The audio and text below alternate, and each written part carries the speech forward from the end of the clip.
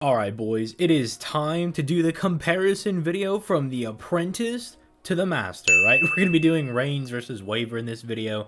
Not a whole lot of people are asking for the Reines versus Waver video, but I do see it like online all the time where people are like, well, I mean, I have Waver, do I need Reines? Or people are like, now after Reines got her buff, they're like, well, I have Reines with her buff, do I need Waver? And so now we're going to be kind of comparing the two of them in this video, kind of talking about who I think is better, right? Should be pretty simple. Like, I will go ahead and like get out ahead of everything right now and say that if you're on NA, Waver is better, right?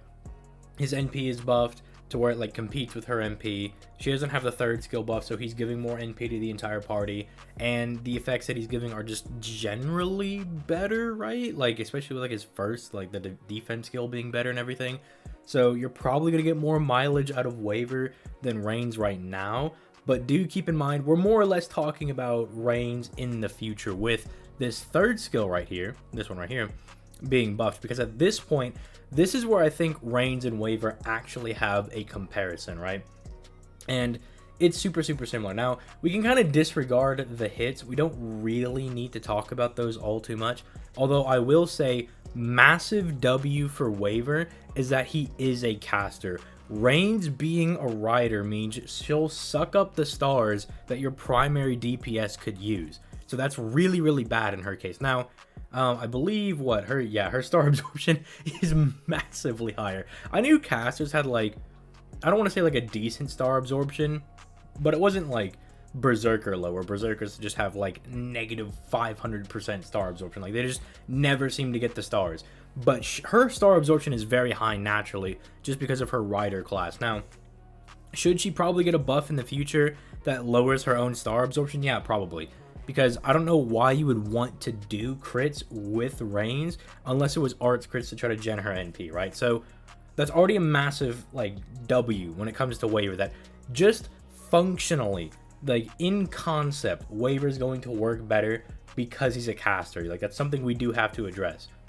I mean, if you wanted to try to give points to Reines, I mean, look at this deck. This deck is crazy compared to this. Like, Waver suffers from like early game deck, but I mean, he's going to gen his NP just fine with 3 arts cards, even with the one hit, because that NP charge per attack is absolutely insane. So let's go look at their skills. Now, first and foremost, like, there's no getting around this. This skill is just inherently worse than this skill. Not, again, I said this in my Reines video, not to say that this skill is bad. It's not bad by any stretch of the imagination, but this is just better than this skill, right? It gives 5% more defense, 100% more, or not 100%, but 100 more damage cut, the same amount of party NP, and it's on the same cooldown. So it's like Waver's already winning when it comes to like the defense department, right? How much defense he's giving the party. But then, this is where I feel like stuff actually gets a little debatable, right? This is where we can kind of get down to the nitty-gritty, where we can actually start having a discussion. Waver's attack buff versus Reines' attack buff. She's giving one ally 40% attack for 3 turns, reducing her own attack, but who cares? You shouldn't be doing too much attacking with Reines anyway, so it's not really much of a demerit anyway. And then charging their NP by 20%, right? The reason I still see this as inferior to Waver's is that not only is Waver buffing the entire party's attack damage by 30% for 3 turns, he's giving them 500 raw damage as well for 3 turns, which means he's inherently double buffing the entire party. And then while she's giving 20% to one ally, Waver's giving 10% to the entire party, right? Now, the cooldowns are the exact same. That's not really a huge thing, right? But this is just inherently more useful, in my opinion, because you're double buffing. So even though like the raw attack, this 30% is lower than the 40% that she's giving, it's to the entire party, and the damage should be somewhat comparable. It should reach similar levels because of this double buff down here, because these are going to multiply into each other. So it's probably closer than we think, right? Or than you think, probably. And then you're charging the entire party's gauge by 10%, which means Waver can work really well in buffing 2 allies, right? You can have a scenario where you have a primary DPS, a secondary DPS, and then say Waver in slot 3 who you can also, like, I don't know, cycle out for another Waver or something, or cycle out for a Merlin, right? And then you could double buff the entire party, or double buff both of those characters anyway. That makes it, like, infinitely more valuable than Reines' skill. Now, she does have somewhat of an edge in that, like, she's giving 20% of that one ally. That's very useful. But Waver still has this skill, right? If we want to talk about the third skill versus the first skill, because this is kind of like, this is the only, like, because instead of Reines giving invincibility to an ally, he's basically just being like, even more damage, let me double down on it. You know, Waver is like just assuming this is good enough, let me just give her them crit damage, right? In which case, while this is very, very good, the debuff resistance is too low for me to really care about. In the review I did for Reines, I said it is nice, and I still stand by that. I still think it's still good, right? Because you're giving 30% debuff resistance to, say, like a Saber, who already has like 25%, or even like at the lower ends, like 20% debuff resistance inherently because of like magic resistance. This is going to bump them up to like 50-55%, and then that turns every debuff into a coin flip, and that's really, really good, and helping like neg some of these annoying bosses that are just going to like try to neg you at every single turn, right? So this is very good. And then this is really solid for keeping that main DPS alive. You know, it's very good for that. And then obviously giving them another 20% battery is very, very good. But this is insane. This is crazy. It's 50% crit damage for 3 turns and then 30% NP.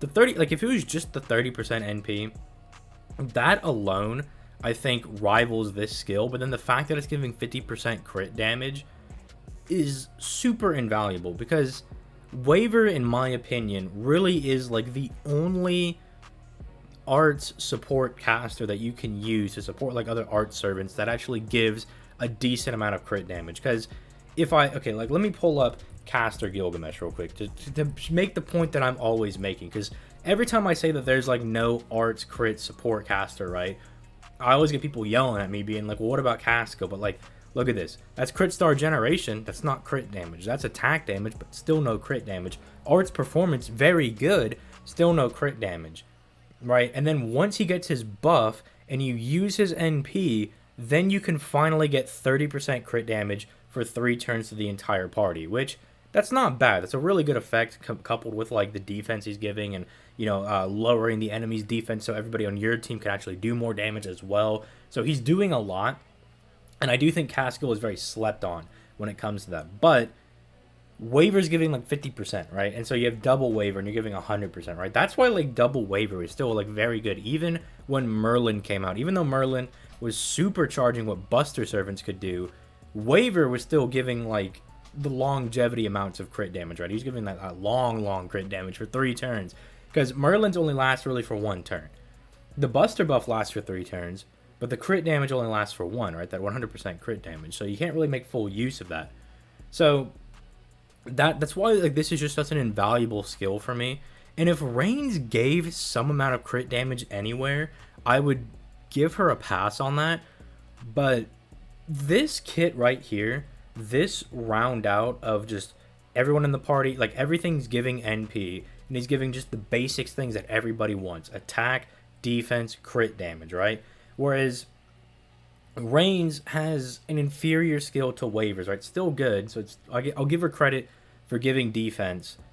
Then she's giving, you know, 1 ally attack, which you're like, okay, you're giving more attack, but it's only to 1 ally. You're really specializing, giving them more NP, but we're already losing out on the party-wide utility. Because do keep in mind that you might say, well, who cares if, you know, my supports are getting NP, which I don't know how you could make that argument and say that, like, well, who cares if my supports are getting this NP? Because obviously in content, you want to give your support some of these NPs because they can actually assist your damage in farming and in challenge quests, right? Like, for instance, my JP account right now, when I'm using double Castoria, there will be, like, some times when I get to, like, wave 3 that I'll use a Castoria lead NP and then, like, my Art Servant, because that Art Servant just doesn't do enough damage at, like, NP 1 to clear the final wave. But with that Castoria boost, where she gives the attack, it does allow me to clear. Or same thing with Waver. Like, Waver will use his defense debuff, and then that servant can now clear, right? It also then overcharges their NP and helps them out. So, especially in free-to-play players, this is going to be far more useful in that ability to get all of your support casters or NPs as well to really assist in that damage. So just kit wise, I think Waivers is better. I think he beats her out. Do not misunderstand. I don't want to see like 500 octamajillion comments of people being like, bro, Reines doesn't suck. I'm not saying Reines sucks, dude. I'm a huge advocate for Reines, dude. I love Reines a lot. I summoned for her, right? I was prepared to go balls deep to try to get her. I thankfully got her in like my second multi or something.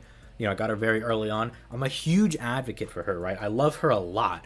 And I do think she's very good. I just don't think she's matching the same basic yet extraordinary utility that Waver is bringing. Now, I will say, when it comes down to NPs, I do side more with Reines, right? I think this is really good because for one, they have the same level of like lowering defense depending on NP level, so that's very good for the both of them, right? That's bringing out more damage for the entire party. Lowering defense by these like high levels, right, isn't super common. You know, lowering defense itself, you don't see that on a lot of servants. Like usually they're buffing up the amount of damage they can do or lowering specific resistance types, right? Like they're lowering quick resistance, art resistance, buster resistance, but lowering defense is less common, right? You don't see it as often. Like I'm not gonna say it's like super unrare, like we never see it.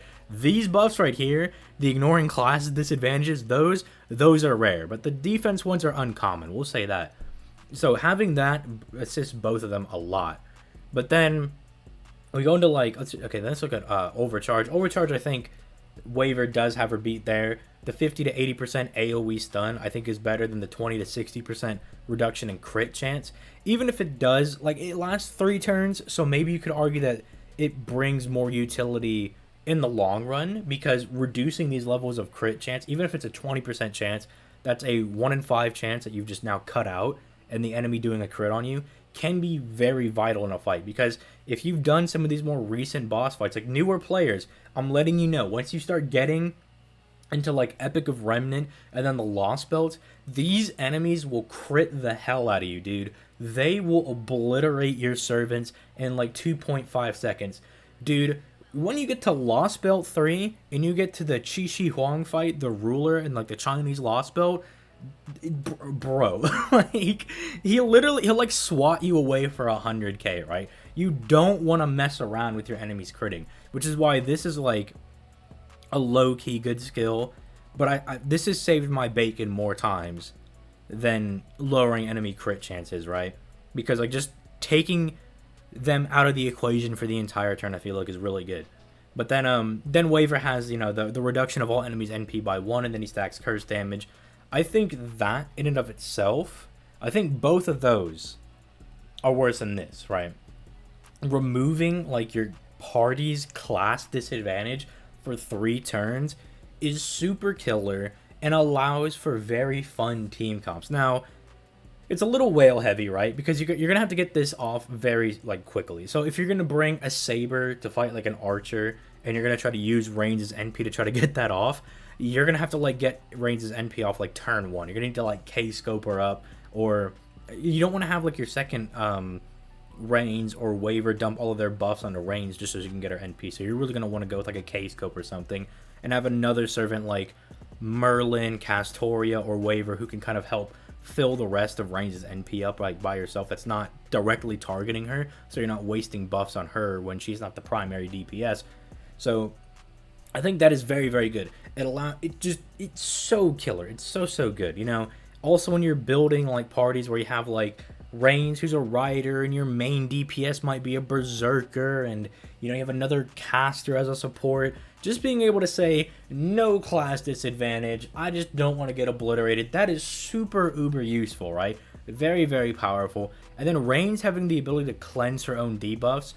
While I do think this is just going to become a party-wide debuff cleanse when they buff her NP, it's still good as it is right now, because it's basically saying like Reines has a ton of defense buffs on her, she's very vulnerable, boom, she clears it all off of herself. They've like neutered her NP gen by like 60%, boom, she gets that off and she can start genning her NP easier again. They like put a bunch of like curse, burn, or poison on her, and it's taking like chunks of her HP out, boom, off of her. She's protecting herself, right? And by Reines protecting herself, she's keeping the other characters in the game, right? Because while I do think Waver is the better kit, her kit is very defensive, right? Like, she's got this to really lock one person down for 3 turns guaranteed. Or, I mean, for 2 hits guaranteed, but it lasts for 3 turns. And then she's got this as well for the entire party. So she's got 2 layers to kind of try to keep people locked down and safe, right? But I think this is just super, super useful. I think the NP is where Reines edges out Waver, which is saying a lot because Waver has a buffed NP, right? His NP, like, bro, imagine like imagine if Waver was only doing the 10 to 30%, bro. He'd be even worse, bro, in Reines' favor. But I'd love to hear your guys' thoughts in the comments down below. Who do you guys prefer when it comes to Reines or Waver? Again, every time I do these videos, I need to specify that I'm not saying that Reines sucks and you're dumb for using her. I'm not saying Waver's the god of the game and you should bring him to every single quest.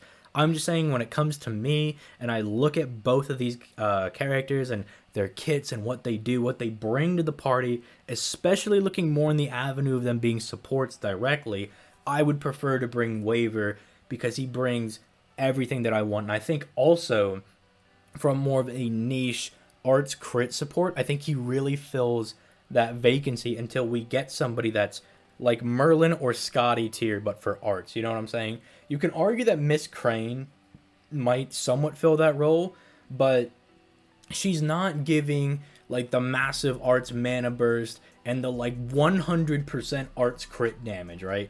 Whereas like Scotty gives a 50% quick buff and a 100% buff to quick crit damage specifically for 3 turns each, right? Like, she's putting those quick cards on steroids. And Merlin, a little dated, right? In that it's like the 50% buster damage for 3 turns and the 100% crit damage only lasts 1 turn, but that's because buster cards are already really high damaging. Can you imagine if the Merlin things lasted 3 turns? Like, that, I think Buster needs that or something to kind of bring them back into the fold, but that's just my opinion. So let me know you guys' thoughts in the comments down below. I'd love to hear what you guys have to say.